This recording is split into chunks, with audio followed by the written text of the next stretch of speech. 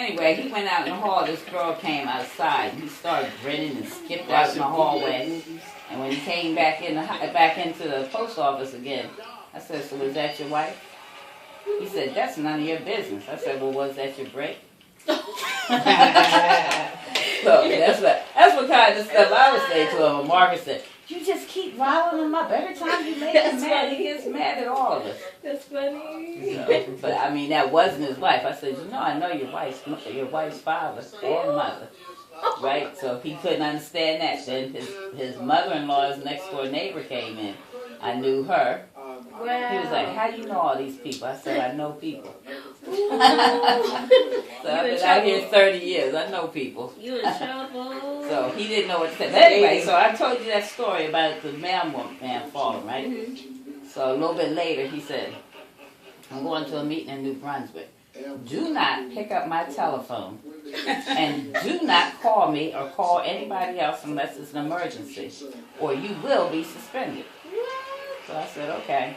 So the phone rang and nobody in there would answer the phone. I was working up at the window where the phone was. And they said, "You gonna get that?" I said, "He told me don't answer it." I ain't answered it. Then it rang for an hour and 15 minutes. Wow. So I picked up the phone and said, "For the post office."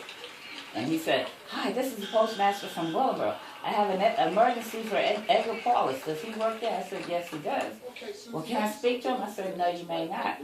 And he said, "Well, can you give me his phone number?" I said, "Actually, I'm not supposed to be answering the phone.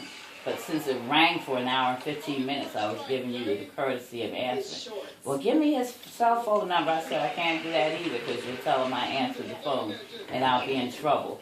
He said, "Well, can you get a message to him?" I said, "Well, what is the message?" He said, "Tell him his mailman came to his house and water is gushing out the front door from his hot water heater." I said, "I'll try my best to give him that message." Goodbye. And I'm Not gonna give it to nobody. So, wait a minute. So I said, "Well, Margaret, you gotta go to lunch." So we went to lunch, right? And then after lunch, I called him, and he said he wouldn't answer the phone. So I called him the second time. This was like an hour after this guy had called. So because he used to write us up if we went to lunch late, and it was time to go to lunch. So I called him like another 10 minutes after that, and he wouldn't answer the phone. I called him again and hung up and didn't leave a message. And he called me back. He said, "Didn't I tell you don't call this number?" I said, "Well, okay, but the mailman from Willingboro called and water's gushing out of your front door." And I hung up the telephone. And then he called back and I wouldn't answer it no more.